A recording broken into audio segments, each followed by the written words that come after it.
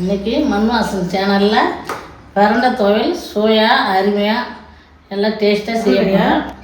துவையல் அரைக்க போகிறேன். அது நார் இதனுடைய தோலை நீக்க போகிறேன். எண்ணெய் தடவிக்கணும், இல்லைன்னா கையை நனைக்கும். எண்ணெய் தடவின்னு தான் அந்த தோலை நீக்கி எடுக்கணும். இந்த மாதிரி பிரண்டையில் சைடில் இந்த நார் இருக்கும். இந்த நாரை எடுத்துட்டா துவையல் அரைக்கக்குள்ள நல்லா நைஸாக நல்லா நயப்பாக இருக்கும். மூட்டு வலிக்கலாம் நல்லது. இந்த பிரண்டை துவையல் சாப்பிட்டா இட்லி, தோசைக்கு, சப்பாத்திக்கு எல்லாம் தொட்டுக்கலாம். இல்லை பழையது மோர் சாதத்துக்கு கூட இந்த துவையல் தொட்டு சாப்பிட்லாம். எல்லாருக்கும் நல்லா இது ஒரு நாட்டு வைத்தியம் தான். இதுமாரி ரொம்ப பிஞ்சாக இருக்கும். அதில் நார் எடுக்கலாம். நல்லா துவையல் அரைச்சாலும் மஞ்சிடும். மிக்சியில் போட்டு அரைக்கலாம். அப்படி தான் பார்த்து அந்த பிரண்டையை கொண்டாந்து துவையல் அரைக்கணும். முத்தனதாக இருந்தால் நாராக இருக்கும். என்னுடைய இந்த தண்டாக பார்த்துட்டது முத்தலாக இருந்தாக்கா நாராக இருக்கும், மையாது. மிக்சியில் போட்டு அரைச்சா கூட அந்த நார் மையாது. இதுமாரி இலச்சா இருந்தாக்கா நல்லா துவையல் அரைச்சா நைஸாக நல்லா துவையல் சூப்பராக இருக்கும். பிரண்டையை இப்போ துவையல் அரைக்கிறதுக்காக நார் நீக்கி எடுத்துருக்கேன். சைடில் இருக்கிற நாரை எடுத்துடணும். இப்போ நறுக்க போகிறோம். பொடியாக நறுக்கி வதக்கி துவையல் அரைக்க வேண்டியது தான்.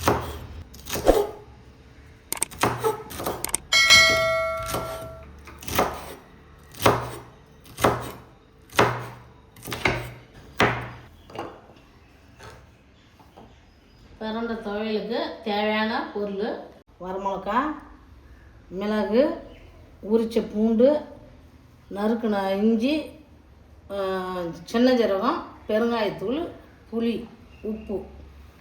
பிரண்டை துவையல் செய்ய போகிறேன். அதுக்கு தேவையான பொருள் எல்லாமே எண்ணெயில் வதக்கணும். 250 மில்லி கடலை எண்ணெய். அப்போ தான் இந்த பிரண்டை ஊறுகாய் துவையல் அரைச்சா அது சாப்பிட்டோம்னா நல்லாயிருக்கும். எண்ணெய் சேர்த்துக்கினா தான் துவையலுக்கெல்லாம் சுவையாக இருக்கும். இல்லைன்னா பிரண்டை துவையல் நாக்கு சாப்பிட்டோம்னா நம்மணும். அந்த அளவுக்கு வதங்குற அளவுக்கு எண்ணெய் போட்டுக்கணும். எண்ணெய் காஞ்சிடுது. 7 வரமிளகா போட்டு வறுத்து எடுத்துக்க வேண்டியதுதான்.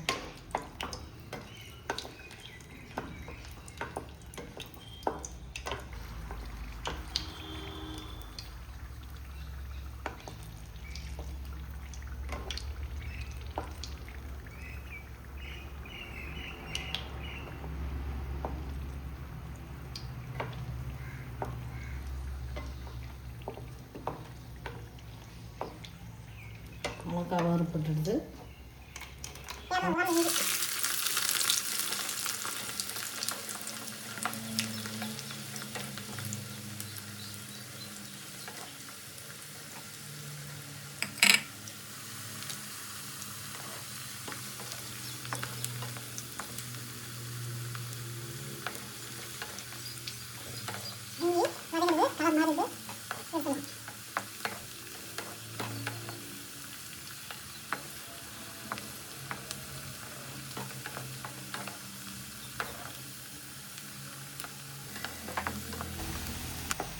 இஞ்சி நல்லா கலர் மாறிடுது. இப்போ பூண்டை போட்டு 200 கிராம் பூண்டு நல்லா எண்ணெயில் பொரித்து எடுத்துக்க வேண்டியதுதான். பூண்டு நல்லா கலர் மாறணும். பூண்டு சோறுலையே ஆனால் எடுத்துக்கணும்.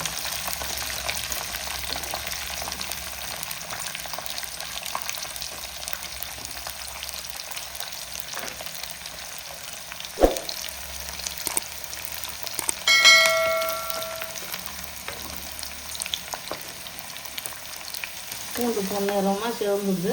இப்போ எடுத்துட வேண்டியது தான். இந்த அளவுக்கு சிவந்துறதுக்குள்ளே எடுத்துடணும்.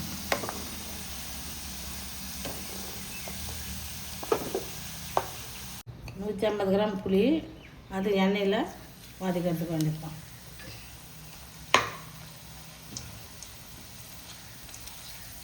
பச்சை புளி வாசனை வராது. இப்படி போட்டு எண்ணெயில் போட்டு எடுத்துக்கினா துவையல் வச்சுருந்தா கூட கெடாது.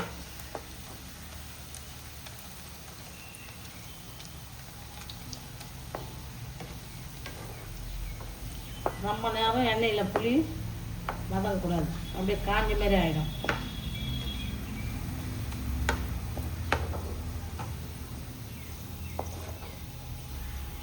ஒரு ஸ்பூனு மிளகு எண்ணெயில் பொரிச்சுக்கோங்க.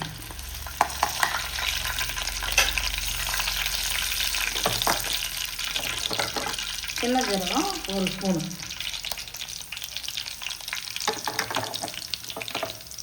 பெருங்காயத்தூள் ஒரு ஸ்பூன்,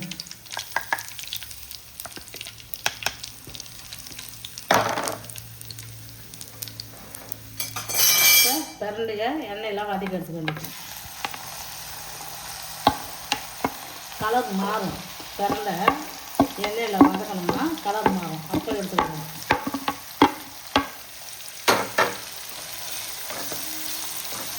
பச்சையாக இருந்தது மஞ்சள் நிறமாக மாறும். கலர் மாறிடுது, பிரண்டை மஞ்சள் நிறமாக மாறிடுது. இப்போ எடுத்து சூடு ஆகணும்னு துவையில் அரைச்சிட வேண்டியதுதான். இந்த நேரம் வந்ததும் எடுத்துடணும்.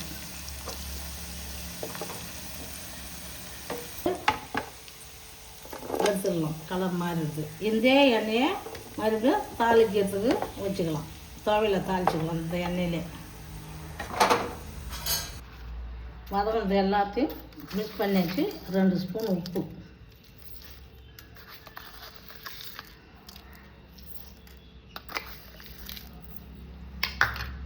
அரைக்கணும். ஜாரில் போட்டு அரைக்க வேண்டியதுதான். 2 தடவை தான் அரைக்கணும், ஏன்னா ஒரே முறையாக அரைக்க முடியாது.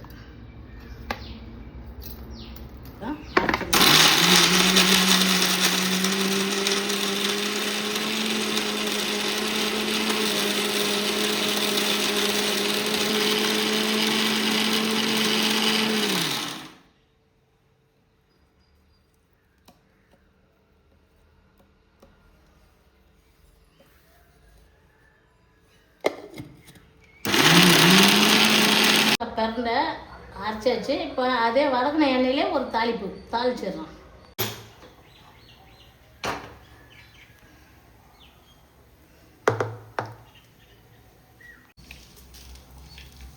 ஒரு உளுந்து கடுகு அளப்பு 2 ஸ்பூன், ஏன்னா கடுகு வெள்ளை உளுந்து நல்லா அதிகமாக இருந்தால் தான் நல்லாயிருக்கும் வாசனையாக.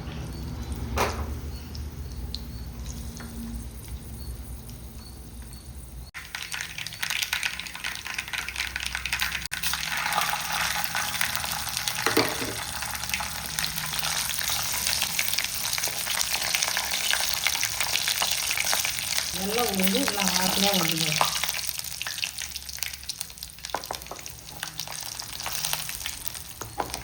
பொரிஞ்ச எண்ணெயில் போட்டு சிம்மில் வச்சு கொஞ்சம் துவையல் கொஞ்சம் வதங்கட்டோம்னா இருக்கணும். அப்போ தான் அந்த கெடாது, துவையெல்லாம் பூர்ணம் போட்டாது.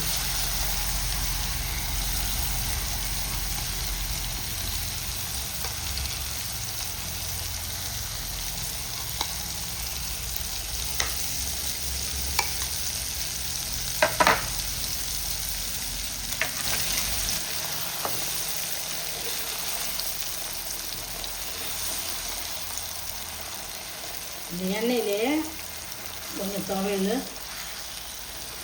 நல்லா கொஞ்சம் சூடாகி வதங்கினா நல்லாயிருக்கும். கெடாது, துவையல் கெடாது. 1 மாதம் வச்சுருந்தாலும் இட்லி, தோசைக்கு, சப்பாத்திக்கு, சாதத்துலேயும் போட்டு சாப்பிட்லாம். குழந்தைங்க நல்லா விரும்பி சாப்பிடும், பெரியவங்களும் சாப்பிட்லாம். மூட்டு வலிக்கு இந்த பிரண்டை துவையல் ஒரு ஸ்பெஷல். பிரண்டை துவையல் ரெடி ஆகிடுது. சூடு ஆரம்பம் ஒரு பவுலில் எடுத்து வச்சுக்கின்னு சப்பாத்திக்கு, தோசைக்கு, இட்லிக்கு, சாதத்துக்கு போட்டு சாப்பிட்லாம். ரெடி ஆகிடுது.